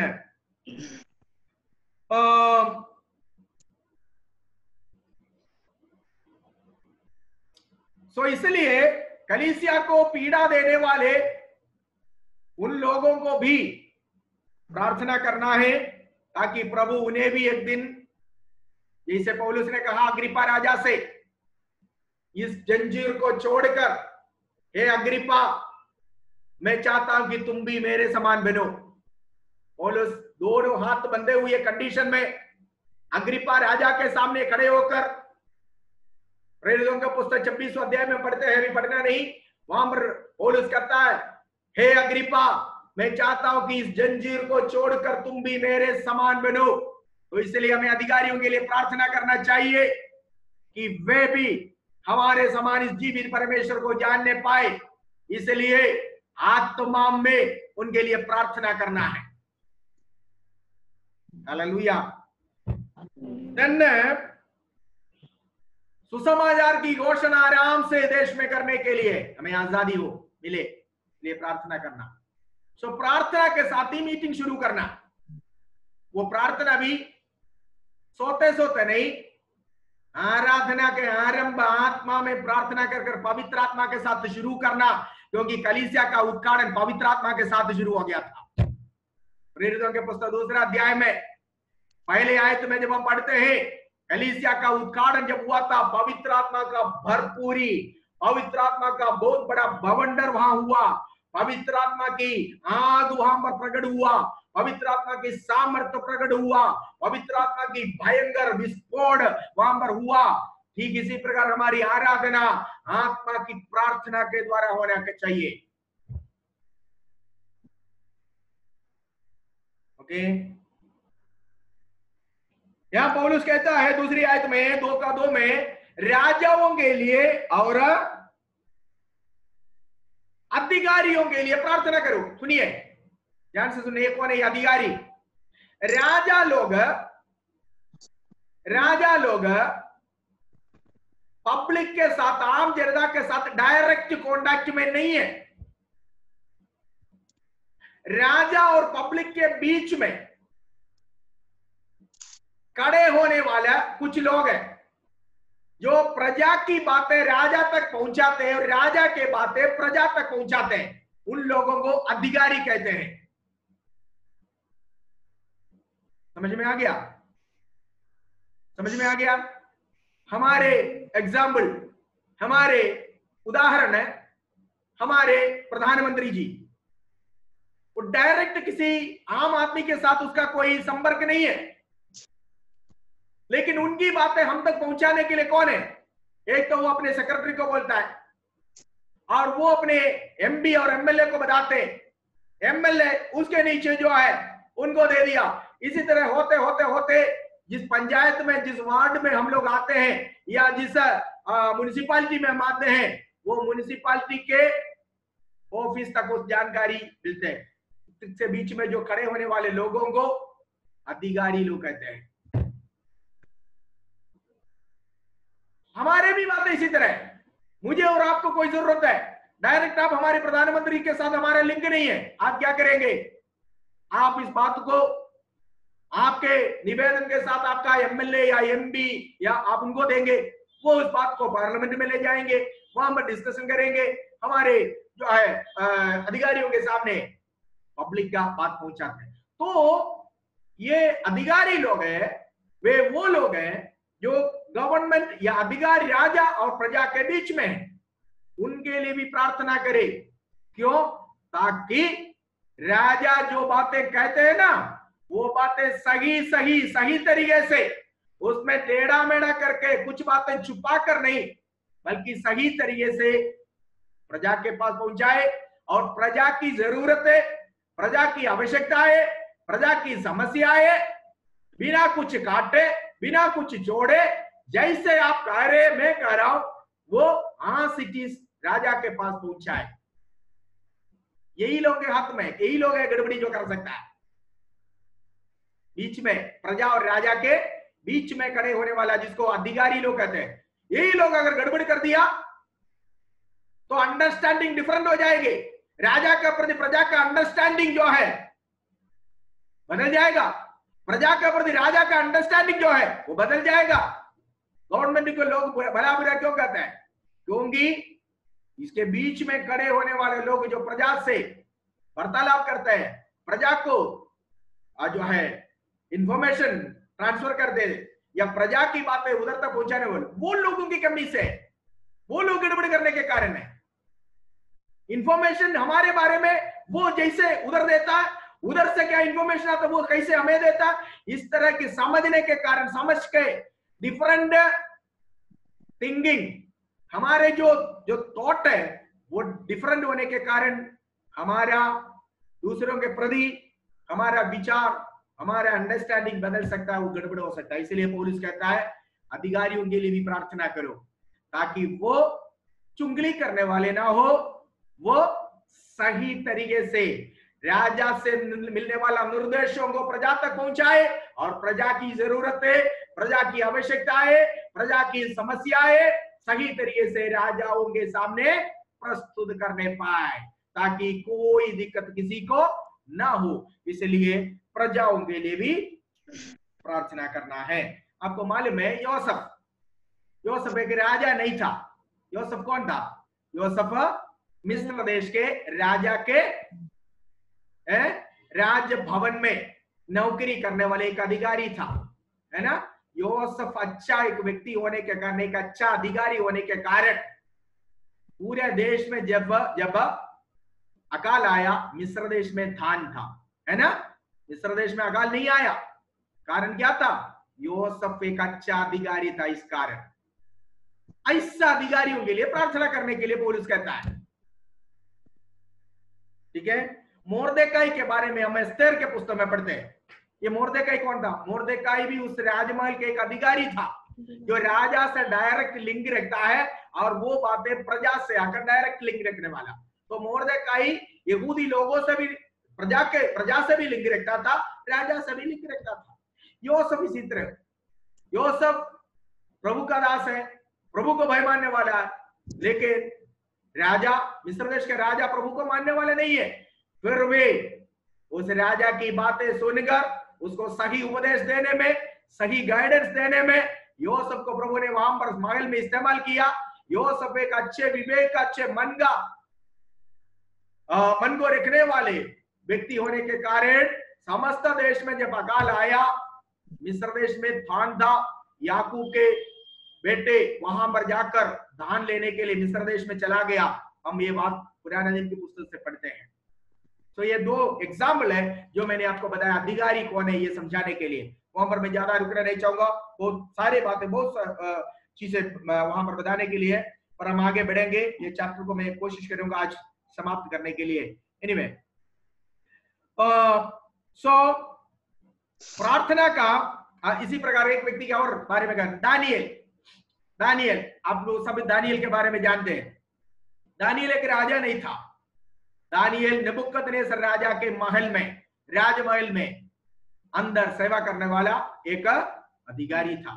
दानियल जब तक वहां पर था, उस देश का शासन किस प्रकार हुआ आपको मालूम है।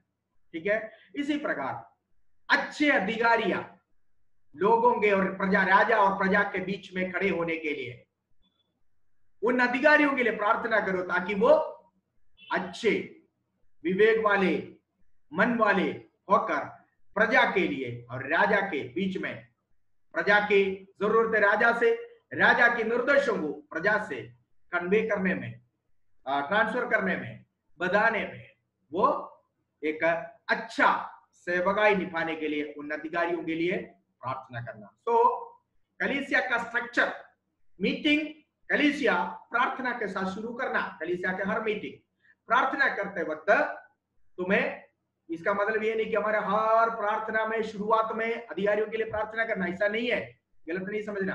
कहने का मतलब हमारी प्रार्थना के साथ हमारा मीटिंग शुरू करना है।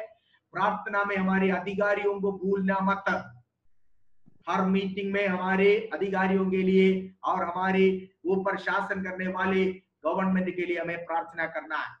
शुरुआत की प्रार्थना में करने की जरूरत नहीं, कोई भी प्रार्थना में करना, लेकिन सारे मीटिंग प्रार्थना के साथ शुरू करना। ओके, देन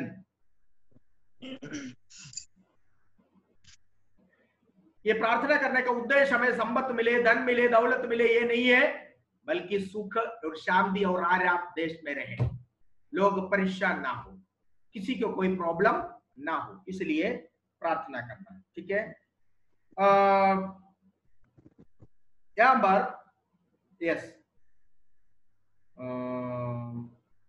पढ़िए दूसरा अध्याय को पढ़िए, दूसरा अध्याय का दूसरी आयत को पढ़िए। राजाओं और सब ऊंचे पद वालों के निमित्त, इसलिए कि हम विश्राम और चैन के साथ सारी भक्ति और गंभीरता से जीवन बिताएं। ये हमारे दो का दो पढ़े बेटा, अधिकारियों के लिए और राजाओं के लिए। राजा और सब ऊंचे पद वालों के निमित्त, इसलिए कि हम विश्राम और चैन के साथ सारी भक्ति और गंभीरता से जीवन बिताएं। यह हमारे उद्धारकर्ता परमेश्वर को अच्छा लगता और ये हमारे परमेश्वर उद्धारकर्ता के लिए क्या है? अच्छा लगता। ये हमारा परमेश्वर प्रभु यीशु मसीह हमारा उद्धारकर्ता के लिए अच्छा भाता है और भाता है। परमेश्वर को प्रसन्न, परमेश्वर इस बातों से प्रसन्न है। किस बातों से? कि हम अपने अधिकारियों के लिए, राजा के लिए हम प्रार्थना करें। ठीक है, कारण क्या है? उसका 4th आयत में, 4th आयत में उसके कारण लिखा हुआ है। कारण क्या है? जो यह चाहता है कि सब मनुष्य का उद्धार हो और वे सत्य को भली भांति क्यों पहचान। परमेश्वर चाहता है कि हम राजा और प्रजा के, राजा और अधिकारियों के लिए प्रार्थना करने? क्योंकि परमेश्वर चाहता कि हर जगह में हर कोई उद्धार पाए। हर कोई उद्धार पाना परमेश्वर चाहता है। दुष्ट के मृत्यु में परमेश्वर को कोई प्रसन्नता नहीं है। परमेश्वर आनंदित नहीं है जब एक दुष्ट व्यक्ति अपने दुष्टता में मरते हैं। यिर्मयाह के पुस्तक में हम इस प्रकार पढ़ते हैं। ठीक है, सो इसलिए हर एक दुष्ट अपने दुष्टता छोड़कर प्रभु के पास आना प्रभु चाहता है। पत्रस की पत्री में प्रेरित पत्रस कहता है कि वो प्रभु अपने आगमन जानबूझकर देर करता है, ताकि वो चाहता कि हर एक व्यक्ति हर जगह में उद्धार पाए। सभी को मौका देते हुए वो जानबूझकर अपनी आगमन को रोका हुआ है। अपनी वायदे के अनुसार वो आने क्यों देर करता? पौत्रस बाबर कहता है कि वो चाहता कि हर जगह में हर कोई उद्धार पाए। सो प्रभु चाहता कि हर जगह में हर कोई उद्धार पाए।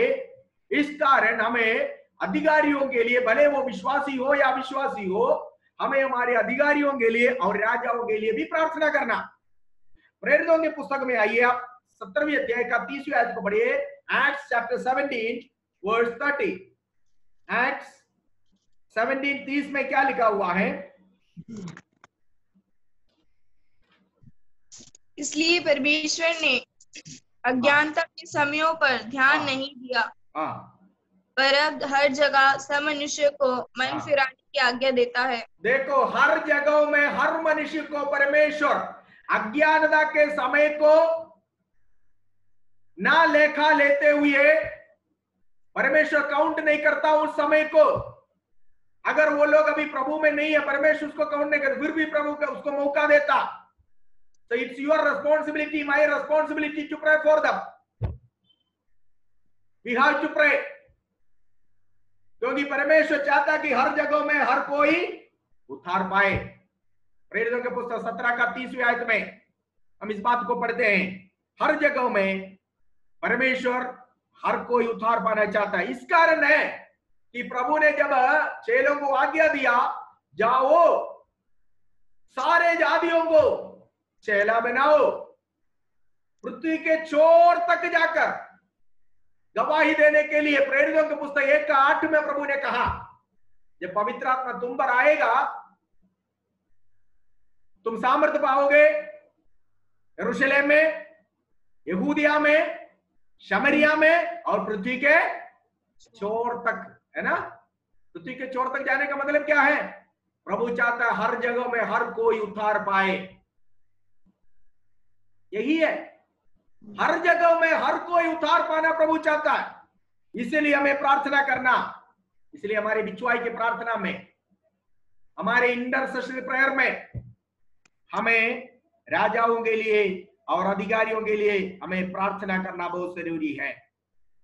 ठीक है, प्रभु नहीं चाहता है कि कोई भी नाश ना हो, परंतु प्रभु ने अपने प्रिय पुत्र को इसलिए दिया कि हर कोई अनंत जीवन पाए। यूहन्ना 3:16।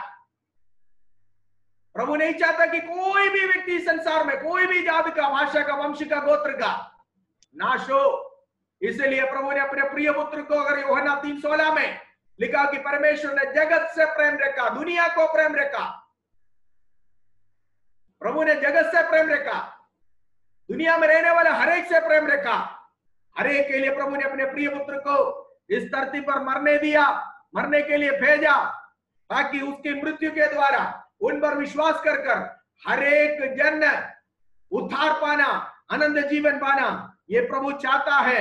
इस कारण हमें हर मनुष्य के लिए प्रार्थना करना। आइए तीमुथियुस की पत्री में वापस आइए। यहाँ नंबर 4 आयत में लिखा हुआ है कि जो यह चाहता है कि सब मनुष्य का उद्धार हो और वे सत्य को भली भांति सब मनुष्य का उद्धार हो। इसलिए प्रभु ने कहा, पुराने नियम के पुस्तक में भी यहाँ कहा कि हे सारे भूसी मवासियों, मेरे ओर फेरो और उद्धार पाओ, मेरे अलावा और कोई उद्धार करने वाला नहीं।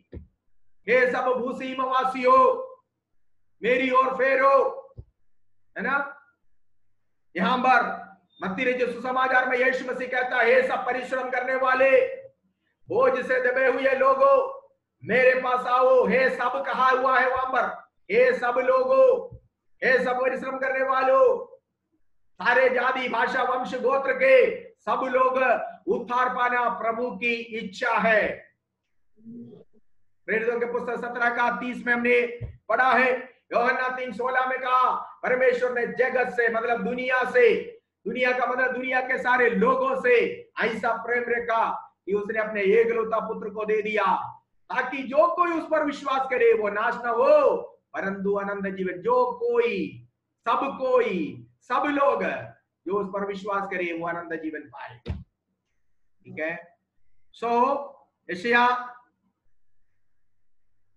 45:22 पढ़िए। यशायाह 45:22 पढ़े। पुराना नियम में परमेश्वर क्या पुराने नियम के समय में भी सभी लोगों को उनकी ओर फेरने के लिए कहता था। यशायाह 45:22, हे पृथ्वी के दूर दूर के देश के रहने वालों, तुम मेरी ओर फिरो और उद्धार पाओ। देखो, ये पृथ्वी के दूर दूर के देश के रहने वालों, हाँ, हे पृथ्वी के दूर दूर के देश के रहने वाले लोगों, मेरे ओर फिरो, मेरे अलावा और कोई उद्धार करता नहीं है। अब वही पुस्तक का 55 का पहले आयत को पढ़िए, आप 55:1 पढ़िए। यशायाह 55:1, पुराने नियम में क्या प्रभु चाहता था कि सारे लोग प्रभु की ओर फेरे? 55:1, अहो सब प्यासे लोगों, पानी के पास आओ, और जिनके पास रुपया ना हो तुम भी आकर मोल लो और खाओ। आओ हे सब प्यासो, मुफ्त तुम्हें जीवन का जल पाने के लिए मेरी ओर फेरो। जिसके पास पैसा नहीं है वो भी आकर मुफ्त में ले लो। यह जीवन का जल कौन है? यह जीवन का जल का सोता प्रभु यीशु मसीह, जो अभी प्रकट नहीं हुआ। परमेश्वर शारीरिक इस्राएल के लिए उनकी प्यास बुझाने के लिए चट्टान से पानी निकालकर उन्हें पिलाया। बुक ऑफ एक्सोडस, निर्गमन की पुस्तक 17 की पहले आयत में, 17वें अध्याय में उसकी 9वें आयत से लेकर जब पढ़ते हैं, हम इस बात को पढ़ते हैं। निर्गमन की पुस्तक 17, 9 वर्ड्स ऑनवर्ड्स, एक्सोडस 17, 9 से जब हम पढ़ते हैं, वहां पर प्यासा इस्राएल को परमेश्वर ने चट्टान से पानी पिलाया होरेब में। वो प्रभु यहां यशायाह नबी के पुस्तक 55 अध्याय में कह रहा है, हे सब प्यासो मेरे ओर फिरो, क्योंकि मैं तुम्हारी प्यास को बुझाऊंगा।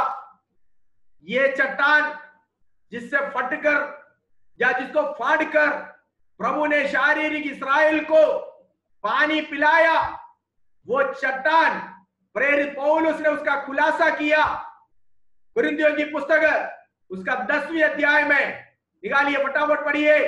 पौलुस कहता है वो चट्टान जो उनको पानी पिलाया, वो चट्टान जो उनके साथ साथ चलते थे, वो चट्टान मसीह था। पढ़िए कुरिन्थियों की पत्री 10वां अध्याय, चैप्टर, पहला कोरिन्थियन, 1 Corinthians chapter 10,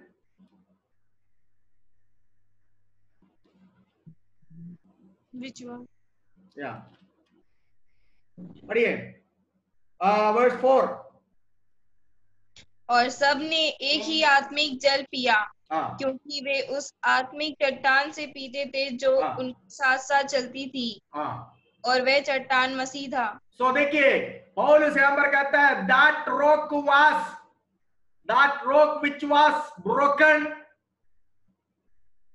वो चट्टान जो तोड़ा गया, वो चट्टान जिससे इस्राएली लोग मरुस्थल में पानी पीते थे, वो चट्टान कौन है? मसीह यीशु। He is the rock of ages. और वो प्रभु यशायाह 55 में कहता है, आओ सब प्यासे लोगो, सब प्यासे लोगो, दुनिया के सारे प्यासे लोगो, आत्मिक जीवन के प्रति प्यासो, अनंत जीवन के प्रति प्यासो, मेरे ओर फेरो। तुम्हारे पास रुपया नहीं है तो भी तुम आकर मेरे से जीवन का जल मुफ्त में लेकर पी लो, तुम्हारे आत्मिक प्यास को बुझाओ और अनंत जीवन प्राप्त करो। इसलिए सब लोगों के लिए प्रार्थना करना मेरा जरूर फर्ज है, क्योंकि प्रभु चाहता है सब लोग उद्धार पाए, सबके लिए है स्वर्ग। आमीन। तो इसलिए पुराना नियम में भी यही आह्वान है, यही पुकार है कि सब मेरी ओर फेरो। नया नियम में भी यही पुकार है, नया नियम में भी यही आज्ञा दिया गया, सबको सुनाओ। प्रभु कहते हैं सब परिश्रम करने वालों मेरे पास आओ। मत्ती 11:28 में 11:28 में मेरे पास आओ। प्रभु ने सबके लिए अपना प्रिय पुत्र को दे दिया है। Okay, so that is the thing. So इसलिए हमें अधिकारियों के लिए प्रार्थना करना, राजाओं के लिए प्रार्थना करना। I hope you understood. इतनी बातों से आपके समझ में आ गया होगा। आगे हम बढ़ेंगे। वर्स 5 तीमुथियुस की पत्री में आइए, 2:5 फटाफट पढ़िए। क्योंकि परमेश्वर एक ही है और परमेश्वर और मनुष्य के बीच में भी एक ही वही है, अर्थात मसीह यीशु जो मनुष्य है, जिसने अपने आप को सबके छुटकारे के दाम में दे दिया। सुनिए, और पढ़िए बेटा, उसको भी पढ़िए। ओके, और उसकी गवाही ठीक समय पर दी गई। Okay, enough. देखिए, पौलुस ये पत्री जब लिखता है, दुनिया में कई ईश्वरों पर विश्वास करने का, ईश्वर एक नहीं है कई है कर विश्वास करने वाले लोग थे। खास तौर पर एफेसोस शहर एक मल्टी कल्चरल सिटी था। मतलब दुनिया के वो एक बहुत बड़ा व्यापार, बहुत बड़ा बिजनेस सेंटर होने के कारण दुनिया के कोने कोने से वहां पर लोग थे। नाना भाषा के, वंश के, मजहब के, गोत्र के लोग वहां पर थे। कई ईश्वरों पर विश्वास करने वाले लोग वहां पर थे। बिजनेस सेंटर होने के कारण बिजनेस करने के लिए लोग वहां पर दुनिया के हर कोने से आते थे। तो एफेसुस में शुरू हो गया हुआ कलीसिया में भी नाना भाषा के और इस प्रकार कई culture, multi cultural, multi language बोलने वाले लोग आते थे। उन लोगों को मत्थे नजर रखते हुए जो कई ईश्वरों पर, देवी देवताओं पर विश्वास करते हैं, उन लोगों को मत्थे नजर रखते हुए पौलुस कहता है कि कलीसिया में जब तुम प्रचार करते हो कि तुम लोगों के अंदर जो विश्वास, उन्हें कलीसिया के बहाने अंदर आने से पहले जो विश्वास था उसको भी मिलाकर जाने के लिए नहीं है, बल्कि उस विश्वास को जड़ से, उसके हृदय से उखाड़ कर फेंकने तक साबित कर तुम्हें प्रचार करना है, स्थापित कर तुम्हें बताना है कि केवल एक ही प्रभु है, वो प्रभु यीशु मसीह है, जिसके अंदर ईश्वर और मनुष्य दोनों का स्वभाव सम्मिलित था। आज लोग क्या करते हैं मालूम है? उनकी दिल रखना है, इसलिए वो जो उनका विश्वास है उसको भी रख लिया, हमारा जो वचन है उससे भी थोड़ा सा मिला लिया, एक किचड़ी बनाकर आज जा रहे हैं। कहते उनको ठेस लगेगा। पौलुस का प्रयत्न यही है कि कलीसिया में आने से पहले उसका विश्वास क्या था, उस विश्वास को जड़ से उखाड़ कर फेंकना और सही खरा वचन उसके हृदय के अंदर, सही वचन उसको आप खिलाना पिलाना। प्रचार में दिल रखने वाली, परमेश्वर के वचन प्रचार करते वक्त किसी को दिल रखने वाली बातें नहीं होती है, क्योंकि वचन दो धारी तलवार है, दो धारी तलवार है। वो उधर को भी काटता, इधर को भी काटता। तलवार से काटेगा तो सुख नहीं मिलता, बल्कि घाव आता है, दर्द आता है। पढ़िए परमेश्वर के वचन की खूबी क्या है, इब्रानियों की पत्री 4:12 पढ़िए। Hebrews chapter 4 verse 12. जल्दी, Hebrews, इब्रानियों की पत्री chapter 4 verse 12. क्योंकि परमेश्वर का वचन जीवित परमेश्वर का वचन जीवित है, जिंदा है, लाइव है। ये पक्ष नहीं देखता, पक्ष नहीं दिखाता। परमेश्वर का वचन जीवित है। आगे आगे, और प्रबल और हर दूसरा प्रबल है, प्रबल है, प्रबल है, ये पावरफुल है, ये पावरफुल। आगे, हर एक दो धारी तलवार से भी बहुत चोखा है। देखो, आपने शायद एक धार वाला तलवार आपने देखा होगा, एक धार, लेकिन वचन दो धारी तलवार है, इसके दोनों तरफ धार है। ध्यान से सुनिए, मेरी ओर ध्यान देके। दो धारी तलवार का मतलब ऐसा है, जब आप ऐसे काटोगे ना, काट दिया, काट कर वापस हाथ लेगा तो आपका भी, खुद का भी गला काटने का संभावना है। मतलब परमेश्वर का वचन प्रचार करने वाला, पादरी को भी, सुनने वाला विश्वासी, दोनों के लिए लागू है। ये दोनों को काट सकता है। सिंगल धार वाला धार वाला तलवार से आप काटेगा तो जो एक ही व्यक्ति कटा जाएगा जिसको आप काट रहे हो। लेकिन परमेश्वर के वचन की खूबी, इसकी खासियत यह है कि एक ऐसा तलवार है जो दो धारी है, इधर से भी धार है, इधर से भी धार है। आपको काटा, वापस लेते हुए खुद का काटने वाले का भी गला कटने का संभावना है। सो बी केयरफुल विद दिस। इसलिए दिल रखने वाली बातें इसमें आता ही नहीं है, दिल रखने वाली बातें आते ही नहीं है। परमेश्वर का वचन दो धारी तलवार है, काटने वाला, काटे जाने वाला, दोनों का काम करता है। ये दोनों के ऊपर एप्लीकेबल है, दोनों के ऊपर लागू है।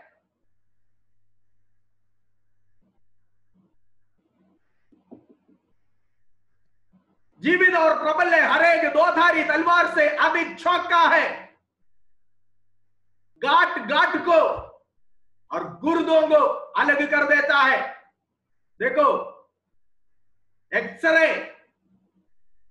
एक्सरे मशीन केवल हमारे हड्डी तक उसको एक्सेस होता है, लेकिन हड्डी के अंदर बोन मारो जिसको आप कहते हैं मज्जा,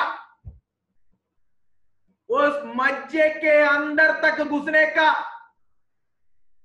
सामर्थ्य परमेश्वर का वचन को है। हृदय के विचारों को, भावनाओं को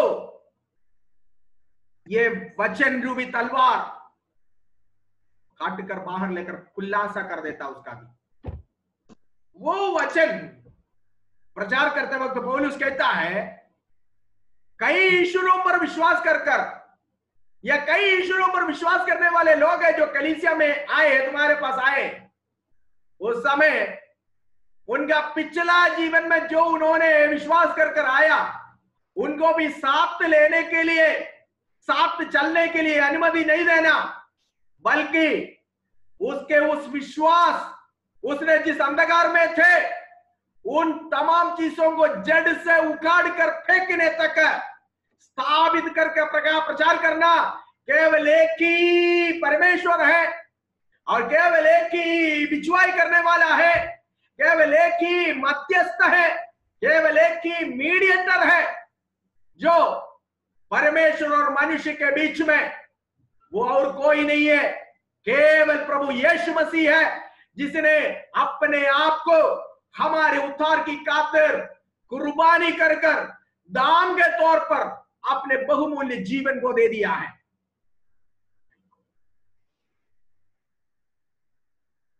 Got to understand? Okay, only one mediator, ये मीडिएटर के बारे में भी कुछ बातें कहकर मैं समाप्त करूंगा। सोच रहा था ये चैप्टर आज खत्म करें, लेकिन नहीं हो पाया, टाइम बढ़ गया। मीडिएटर कौन हो सकता है? पुराना नियम में आपको मालूम है कि मीडिएटर की जरूरत जब दो व्यक्ति आपस में किसी बातों में बिगड़ते हैं, उनको मिलाने के लिए एक मीडिएटर की जरूरत है। और वो मीडिएटर ऐसा व्यक्ति होना चाहिए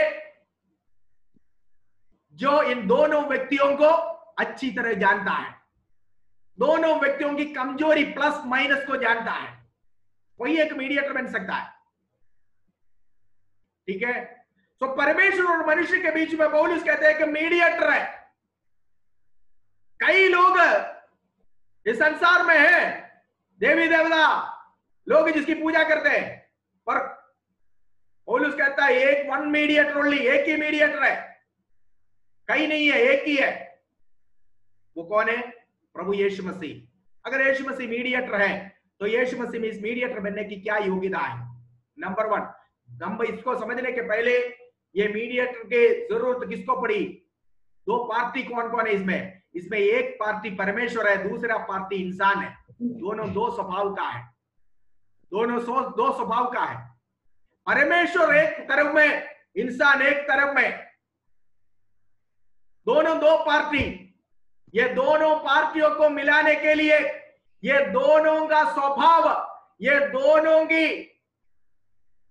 प्लस माइनस बातों को, ये दोनों की खूबियों को अच्छी तरह जानने वाले एक मीडिएटर की जरूरत है। ये कौन हो सकता है? ये सब हो सकता है वो मीडिएटर जब संपूर्ण ईश्वर हो, और दूसरा ये मीडिएटर संपूर्ण मनुष्य हो।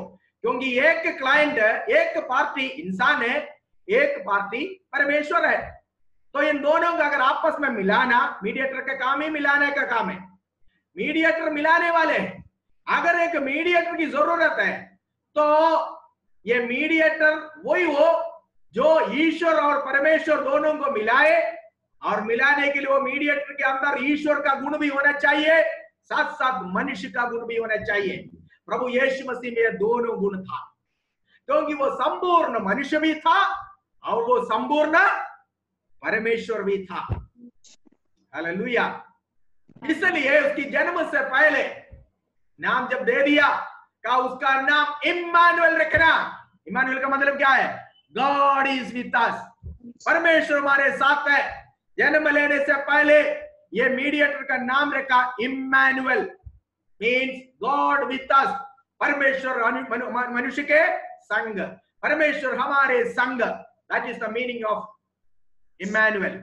सो प्रभु यीशु मसीह, ये पार्टी कैसे बन गया? दोनों परमेश्वर और इंसान के बीच में क्या हुआ? आपको मालूम है, एदन वाटिका में परमेश्वर और मनुष्य एक थे।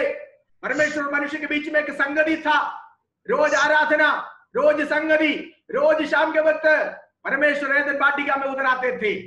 लेकिन आज्ञा, डिसोबीडियंस, आज्ञा न मानने के कारण आदम और हव्वा और परमेश्वर के बीच में एक दरार आया।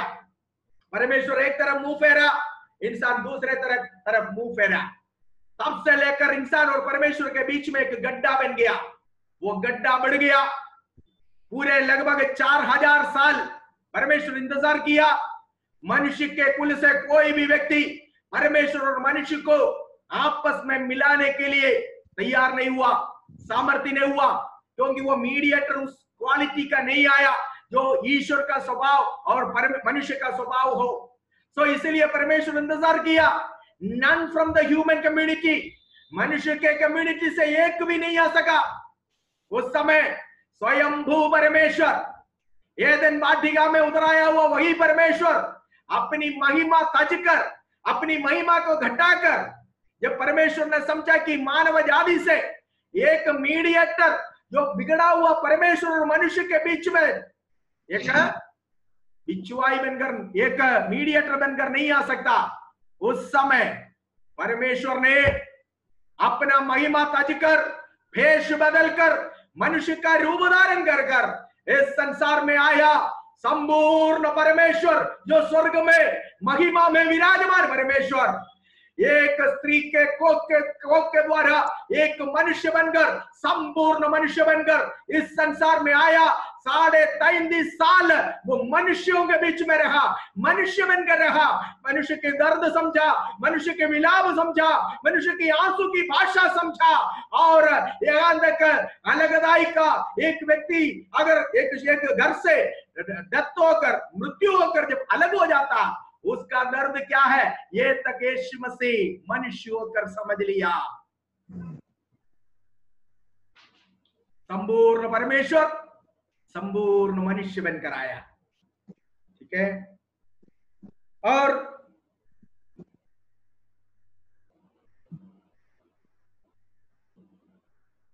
वो प्रभु, उसके अंदर ईश्वर का और इंसान का दोनों का स्वभाव था। वो जाना प्यास क्या है, वो जाना भूख क्या है, वो जाना दर्द क्या है। शारीरिक तौर से जब उसको पीड़ा दिया गया, चिल्लाया मनुष्य होकर, लेकिन ईश्वर होकर उसने क्रूस पर कहा, हे प्रभु इन्हें क्षमा करो क्योंकि ये नहीं जानते हैं कि ये क्या करता है। शरीर में पीड़ा उठाते वक्त हे मेरे पिता तूने मुझे क्यों छोड़ दिया कर क्रूस पर चिल्लाए वो वही प्रभु। मानसिक तौर से शरीर में जब दर्द आया तो चिल्लाया, पर प्रभु होकर उसने कहा कि हे प्रभु, ईश्वरीय स्वभाव वहां पर प्रकट हुआ। एक ही क्रूस में दो स्वभाव प्रकट हो गया। हे प्रभु इन्हें क्षमा करो क्योंकि ये नहीं जानते कि ये क्या कर रहा है। हालेलुया। उसको ग्रहण किया हुआ चोर को क्रूस पर उसने वायदा भी किया, ईश्वर होकर आज तू मेरे साथ स्वर्गलोक में वास करोगे, ठीक है। सो उसके अंदर मनुष्य का स्वभाव था, ईश्वर का स्वभाव था। ये दोनों स्वभाव उसके अंदर होने के कारण वो हमारा मानव जाति का बिच्छुआ बनने के लिए, मध्यस्थ बनने के लिए, मीडिएटर बनने के लिए वो योग्य है। Because he was fully a man, he was fully a god. मनुष्य भी था, ईश्वर भी था। मनुष्य होकर प्यासा होकर वो शमरी स्त्री से पानी मांगा, पिया। उसके बाद ईश्वर होकर उसने उसी स्त्री को कहा कि जो पानी मैं देता हूं वो पीने वाला, अगर तू वो पिएगा तो तू कभी भी फिर प्यासा नहीं होगा, क्योंकि वो ईश्वर होकर जीवन का जल के बारे में कह रहा था जो वो उस पर विश्वास करने वालों को देने वाला है।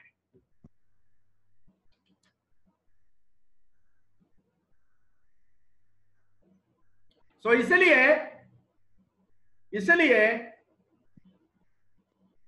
यीशु मसीह एकमात्र मध्यस्थ है जो मनुष्य होकर जन्मा, मनुष्यों के बीच में रहा। यीशु पापियों के संग रहा, लेकिन पाप से उसने कोई नाता नहीं किया। कोड़ी शिमोन कोड़ी था, उसके साथ कोई संगति नहीं करता था, लेकिन ईश्वर होकर, ईश्वरीय स्वभाव दिखाकर उसने उस कोड़ी के घर में भोजन करने के लिए गया। जक्कई देश का कठोर पापी था, संसार उसके साथ कोई संबंध नहीं रखता था, लेकिन ईश्वर होकर, ईश्वरीय स्वभाव मानव रूप में होकर भी, मनुष्य के रूप में होकर भी उसके अंदर से ईश्वरीय स्वभाव प्रकट कर कर उस खोए हुए भेड़ को ढूंढकर यरीहो के सड़क पे खोया हुआ, पाप के दलदल में फंसा हुआ उस भेड़ को ढूंढकर, जक्कई को ढूंढकर यीशु यरीहो में गया। वो मनुष्य के रूप में भी ईश्वर था, ईश्वरीय स्वभाव उसने प्रकट कर दिया। इसलिए यीशु एकमात्र बिच्छुआ है, एकमात्र मीडिएटर है, एकमात्र मध्यस्थ है जो अपने आप को सबके खातिर कुर्बान कर दिया है। आज जितना भी मैं कोशिश करी तो भी खत्म नहीं होगा। कल फिर 2, 3, 5 मिनट और कल ज्यादा लेंगे, इसके बारे में ज्यादा थोड़ा एक्सप्लेन करना है क्योंकि इसके बाद ये जरूरी है। इसलिए मैं आज का क्लास यहाँ पर समाप्त करता हूँ। प्रभु आपको आशीष दे।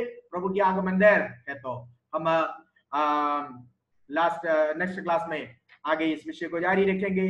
प्रभु आपको आशीष दे। आमीन।